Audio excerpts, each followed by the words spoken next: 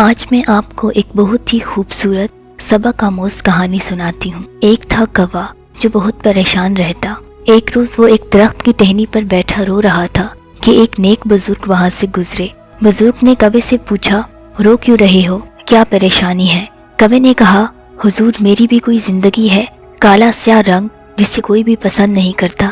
جس گھر میں جاتا ہوں لوگ دھتکار کر بھگا دیتے ہیں، کوئی ایک ٹکڑا روٹی بھی نہیں دیتا، نہ مجھے کوئی پالتا ہے نہ کوئی مجھ سے پیار کرتا ہے۔ ایسی خشک زندگی سے بھلا کون خوش ہو سکتا ہے؟ بزرگ نے پوچھا، تو آپ کیا بننا چاہتے ہو؟ کوے نے کہا، آپ تو بڑے بزرگ ہیں، ولی اللہ ہیں، خدا سے دعا کر کے مجھے ہنس بنوا دیں۔ بزرگ نے کہا، ٹھیک ہے، لیکن پہلے ذرا ہنس کے پاس چلتے ہیں، اس سے پوچھ لیتے ہیں کہ اس کی زندگی کیسی ہے۔ دکھی کوا بزرگ کے ساتھ ایک تالاب کے پاس پہنچتا ہے جہاں ہنس تیر رہا ہوتا ہے۔ کوا ہنس سے کہتا ہے، ہنس بھائی، کیا دودھ کا سا سفید رنگ ہے آپ کا؟ سکون سے سارے تالاب میں موج کرتے ہو، لوگ کتنی چاہ سے تمہارے خوبصورت روپ کی تعریف کرتے ہیں اور تمہاری تصویریں بناتے ہیں، کیا ہی دلکش زندگی ہے آپ کی، آپ تو بہت خوش رہتے ہوں گے۔ ہنس چڑھ کر بولا، کیا بکواس کرتے ہو، یہ بھی کوئی زندگی ہے؟ سفید رنگ بھی بھلا کوئی رنگ ہوتا ہے؟ لوگ مجھے چھوٹے سے تالاب میں ڈال دیتے ہیں جس کے گندے پانی میں میرا دم گھٹتا ہے، آزادی مجھے نصیب نہیں، مجھ سے تو وہ مور اچھا ہے، کیا رنگ برنگے خوبصورت پر ہیں اس کے، سارے جنگل میں جہاں مرضی گھومتا پھرتا ہے، لوگ اس کی ایک جھلک دیکھنے کو ترستے ہیں اور اس کے پروں کو اپنے گھروں میں سجاتے ہیں، کیا دلکش زندگی ہے اس کی۔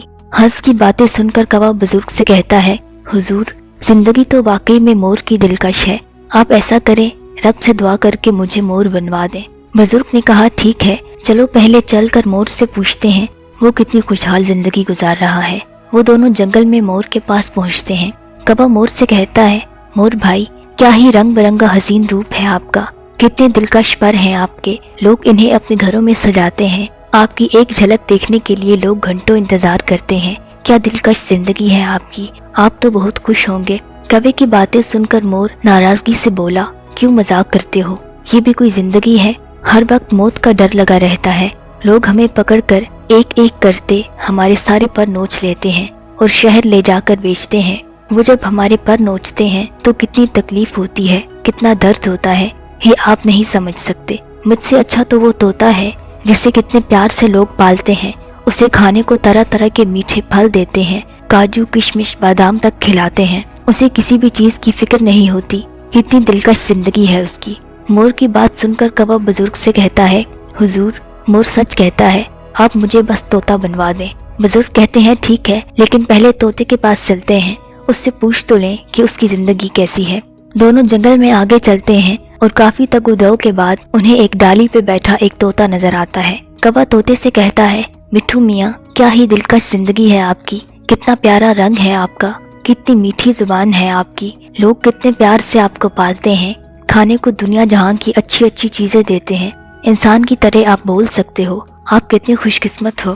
طوطا کہتا ہے، کیا خاک خوش نصیب ہوں، یہ بھی کوئی زندگی ہے، درختوں جیسا میرا رنگ ہے، پتہ ہی نہیں چلتا، لوگ مجھے پکڑ کر چھوٹے سے پنجرے میں ڈال دیتے ہیں جہاں میرا دم گھٹتا ہے، میری آزادی چھن جاتی ہے اور اس چھوٹے سے پنجرے میں ہی میری زندگی کا خاتمہ ہو جاتا ہے، مجھ سے اچھی زندگی تو آپ کی ہے۔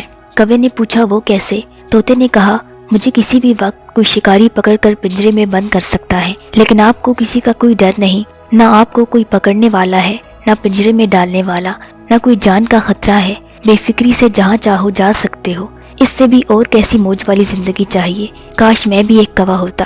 یہ سن کر کوا بزرگ سے کہتا ہے، حضور مجھے معاف کر دیجئے، میں نے یوں ہی آپ کو تکلیف دی، میری زندگی جیسی ہے یہی پرفیکٹ ہے، مجھے اب کوئی شکایت نہیں۔ اس کہانی سے ہمیں زندگی کا یہ اہم سبق ملتا ہے کہ آپ جو ہیں، جس بھی حال میں ہیں، آپ اسی میں دلکش ہیں، آپ سب سے الگ ہیں، آپ یونیک ہیں، رب نے آپ جیسا تو کوئی دوسرا انسان بھی اس دنیا میں نہیں بنایا، اس لیے اپنا موازنہ کسی سے بھی نہ کریں، خود کو دوسروں کے ساتھ کمپیئر کرنا بند کر دیں، یہ آپ کو مفت کی پریشانی اور دکھ تکلیف کے سوا کچھ نہیں دے گا۔